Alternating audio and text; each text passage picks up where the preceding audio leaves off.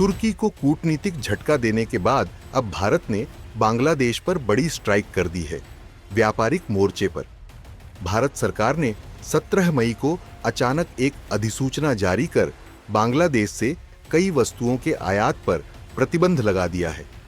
अब बांग्लादेश इन सामानों को भारत के पूर्वोत्तर राज्यों के रास्ते नहीं भेज पाएगा और इसके पीछे की वजह सिर्फ एक व्यापारिक निर्णय नहीं है, बल्कि इसमें छुपी है बड़ी कूटनीतिक रणनीति।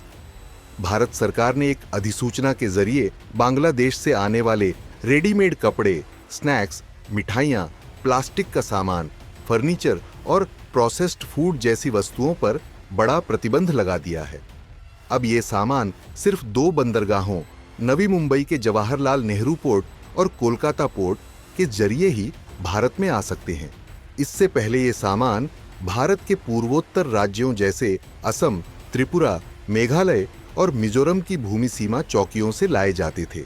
चलिए जानते हैं कौन से सामान हुए बैन।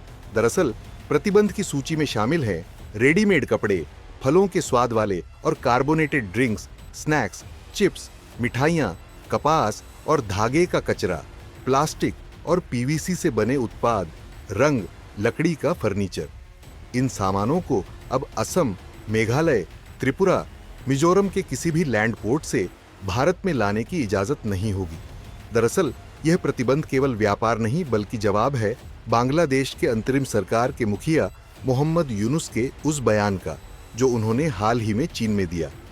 चीन में यूनुस ने कहा था कि भारत के 7 पूर्वोत्तर राज्य समुद्र से कटे हुए हैं और उन्हें समुद्र तक पहुंचने के लिए बांग्लादेश पर निर्भर रहना पड़ता है। इतना ही नहीं, उन्होंने चीन को खुला न्योता दे डाला कि वह बांग्लादेश के जरिए अपने सामानों को पूरी दुनिया में भेजे। भारत ने इस बयान को एक सीधी चुनौती माना और जवाब में यह प्रतिबंध लागू कर दिया।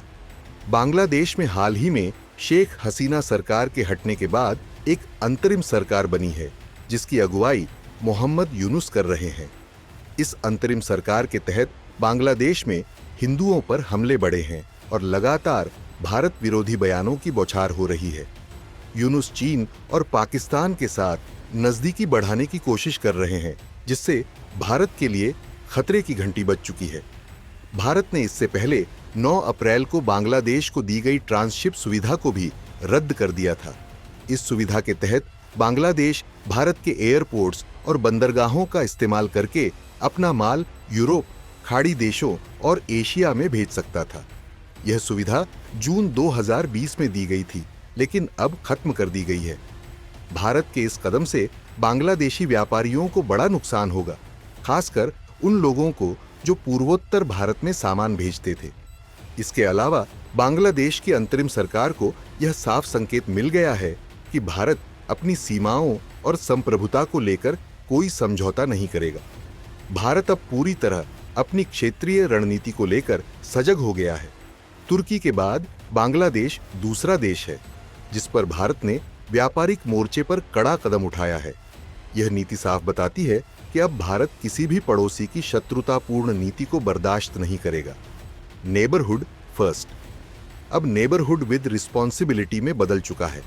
खैर, मोहम्मद यूनुस ने चीन को अपने बयानों से जो न्योता दिया वो भारत के लिए खतरे की घंटी था, लेकिन भारत ने बिना एक भी गोली चलाए सिर्फ व्यापार नीति से जवाब देकर साफ कर दिया कि वह भू राजनीतिक चालों का जवाब चालों से देना जानता है। भारत अब बदल चुका है। अब ना धमकी चलेगी ना दोगली नीति। चाहे तुर्की हो या बांग्लादेश, भारत जवाब देना जानता है, वो भी बड़े सटीक और शांत तरीके से।